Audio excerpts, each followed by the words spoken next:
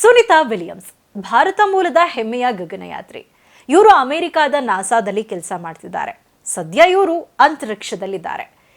ಈಗ ಒಂದು ಅಪಾಯ ಎದುರಾಗಿದೆ. ಸುನಿತಾ ವಿಲಿಯಮ್ಸ್ ಅವರು ಮತ್ತೆ ಭೂಮಿಗೆ ವಾಪಸ್ ಬರೋದೇ ಇಲ್ವಾ? ಆಕಾಶದಲ್ಲೇ ಲೀನವಾಗ್ಬಿಡ್ತಾರಾ? ಈ ರೀತಿಯಾದಂತಹ ಒಂದಷ್ಟು ಪ್ರಶ್ನೆಗಳು ಕಾಡೋದಕ್ಕೆ ಶುರುವಾಗಿದೆ. ನಾಸಾದ ಅದೆಷ್ಟೋ ಬಾಹ್ಯಾಕಾಶ ಮಿಷನ್ನಲ್ಲಿ ಪಾಲ್ಗೊಂಡು ಐತಿಹಾಸಿಕ ಸಾಧನೆ ಮಾಡಿದ್ದಾರೆ ಸುನಿತಾ ವಿಲಿಯಮ್ಸ್. ಆದರೆ ಈಗ ಸಂಕಷ್ಟಕ್ಕೆ ಸಿಲುಕಿದ್ದಾರೆ. ಕೇವಲ 9 ದಿನಕ್ಕೆ ಮುಗಿಬೇಕಾಗಿದ್ದ ಸುನಿತಾ ವಿಲಿಯಮ್ಸ್ ಅವರ ಬಾಹ್ಯಾಕಾಶ ಯಾನ 52 ದಿನ ಆದರೂ ಇನ್ನೂ ಮುಗ್ದಿಲ್ಲ. ಸುನಿತಾ ವಿಲಿಯಮ್ಸ್ ಹಾಗೂ ಬಚ್ ವಿಲ್ಮೋರೆ ಅಂತಾರಾಷ್ಟ್ರೀಯ ಬಾಹ್ಯಾಕಾಶ ನಿಲ್ದಾಣದಲ್ಲೇ ಇಬ್ಬರೂ ಸ್ಟ್ರಕ್ ಆಗಿಬಿಟ್ಟಿದ್ದಾರೆ.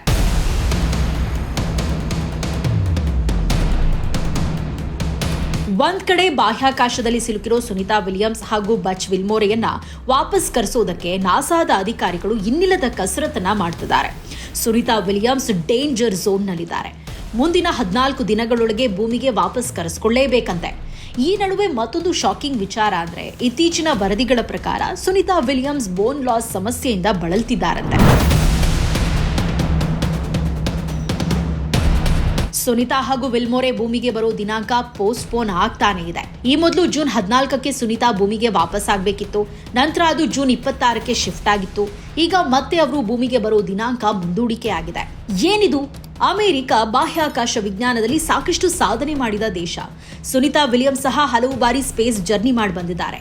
ಆದ್ರೆ ಈ ಸಲ ಯಾಕೆ ತೊಂದರೆ ಆಗಿದೆ? ನಿಜವಾದ ಕಾರಣ ಏನು? ಸ್ಟಾರ್ಲೈನರ್ ಸ್ಪೇಸ್ ಕ್ರಾಫ್ಟ್ನಲ್ಲಿ ಹೀಲಿಯಂ ಸೋರಿಕೆ ಆಗಿರುವುದೇ ಈ ಸಮಸ್ಯೆಗೆ ಪ್ರಮುಖ ಕಾರಣ. ಬಾಹ್ಯಾಕಾಶ ನೌಕೆಯ ಕಾರ್ಯಾಚರಣೆಗೆ ಇದು ಬಹಳ ಇಂಪಾರ್ಟೆಂಟ್. ಇದೇ ಕಾರಣದಿಂದಾನೇ ಸುನಿತಾ ವಿಲಿಯಮ್ಸ್ ಹಾಗೂ ವಿಲ್ಮೋರೆ ಬಾಹ್ಯಾಕಾಶ ನಿಲ್ದಾಣದಲ್ಲೇ ಉಳಿಬೇಕಾದ ಅನಿವಾರ್ಯ ಪರಿಸ್ಥಿತಿ ರೇಸ್ ಆಗಿದೆ. ಅಷ್ಟಕ್ಕೂ ಬೋನ್ ಲಾಸ್ ಯಾಕಾಗುತ್ತೆ? ಇದಾದಾಗ ಏನೆಲ್ಲ ತೊಂದರೆ ಆಗುತ್ತೆ? ಬೋನ್ ಲಾಸ್ ಪ್ರಾಬ್ಲಮ್. ಬಾಹ್ಯಾಕಾಶದಲ್ಲಿ ಗುರುತ್ವಾಕರ್ಷಣೆ ಇಲ್ಲದಿರುವುದು, ಆಸ್ಟಿಯೋಪೋರೋಸಿಸ್ನಂತಹ ಪರಿಸ್ಥಿತಿ ಹೋಲುವ ಸ್ನಾಯುವಿನ ದ್ರವ್ಯರಾಶಿ ಮತ್ತು ಮೂಳೆ ಸಾಂದ್ರತೆ ಎರಡರಲ್ಲೂ ದುರ್ಬಲತೆಗೆ ಇದು ಕಾರಣವಾಗುತ್ತೆ. ಮೈಕೈ ಗ್ರಾವಿಟಿಯಲ್ಲಿ ಮೂಳೆಗಳು ತೂಕವನ್ನ ಹೋಲೋದಿಲ್ಲ. ಬೋನ್ ಲಾಸ್ನಿಂದ ಬೋನ್ ಟಿಶ್ಯೂ ಕೂಡ ತೆಳ್ಳಗಾಗುತ್ತೆ. ಇದರಿಂದ ಮೂಳೆಗಳು ಮುರಿದು ಹೋಗುತ್ತವೆ. ಬಾಹ್ಯಾಕಾಶದಲ್ಲಿ ಮೂಳೆಗಳು ದುಪ್ಪಟ್ಟು ವೇಗದಲ್ಲಿ ಬಲ ಕಳೆದುಕೊಳ್ಳುತ್ತೆ. ಬಾಹ್ಯಾಕಾಶದಲ್ಲಿ ಅವಧಿಗಿಂತಲೂ ಹೆಚ್ಚಿನ ಕಾಲ ಇರೋ ಕಾರಣಕ್ಕಾಗಿ ಸುನಿತಾ ವಿಲಿಯಮ್ಸ್ಗೆ ಈ ಸಮಸ್ಯೆ ಎದುರಾಗಬಹುದು.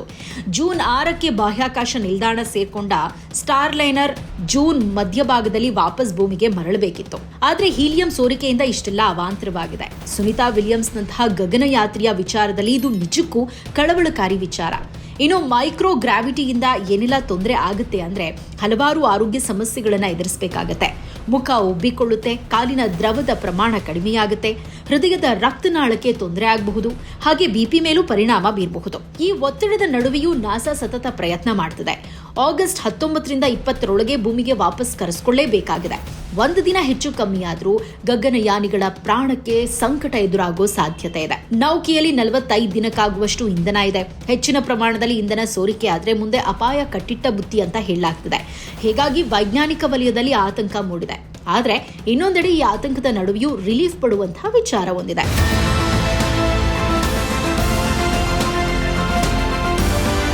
ಇಷ್ಟೆಲ್ಲ ಟೆನ್ಷನ್ಗಳ ನಡುವೆ ಇಸ್ರೋ ಮುಖ್ಯಸ್ಥ ಎಸ್ ಸೋಮನಾಥ್ ಒಂದು ಸಂತೋಷದ ನಿಟ್ಟುಸಿರು ಬಿಡುವಂತಹ ವಿಚಾರವೊಂದನ್ನು ಹೇಳಿದ್ದಾರೆ. ಬೋಯಿಂಗ್ ಸ್ಟಾರ್ಲೈನರ್ ಕ್ಯಾಪ್ಸೂಲ್ನಲ್ಲಿನ ದೋಷದಿಂದಾಗಿ ಸುನಿತಾ ವಿಲಿಯಮ್ಸ್ ಅವರ ಮಿಷನ್ ದೀರ್ಘವಾಗಬಹುದು. ಆದರೆ ಅವರು ಅಂತಾರಾಷ್ಟ್ರೀಯ ಬಾಹ್ಯಾಕಾಶ ನಿಲ್ದಾಣದಲ್ಲಿ ಇರೋದ್ರಿಂದ ಸಾಧ್ಯವಾದಷ್ಟು ಸುರಕ್ಷಿತವಾಗಿದ್ದಾರೆ. ಹೀಗಾಗಿ ಆತಂಕ ಪಡೋ ಅಗತ್ಯ ಇಲ್ಲ.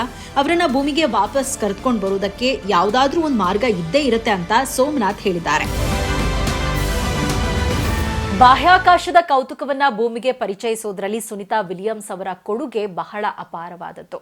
ಹೀಗಾಗಿ ಸುನಿತಾ ವಿಲಿಯಮ್ಸ್ ಅವರು ಆದಷ್ಟು ಬೇಗ ಸುರಕ್ಷಿತವಾಗಿ ಭೂಮಿಗೆ ವಾಪಸ್ ಬರಲಿ. ಹಿಂದೆಲ್ಲ ಯಾವ ರೀತಿ ಅವರು ಬಾಹ್ಯಾಕಾಶದ ಅಧ್ಯಯನಕ್ಕೆ ಹೋಗ್ತಾ ಇದ್ರು, ವಾಪಸ್ ಬರ್ತಾ ಇದ್ರು, ಅದೇ ರೀತಿ ಈ ಬಾರಿಯೂ ಕೂಡ ಸುರಕ್ಷಿತವಾಗಿ ಅವರು ಭೂಮಿಗೆ ಬಂದು ಇಳಿಲಿ ಅನ್ನೋದು ಕೋಟ್ಯಾಂತರ ಜನರ ಅವರ ಅಭಿಮಾನಿಗಳ ಹಾರೈಕೆ ಕೂಡ. ನಮಸ್ಕಾರ.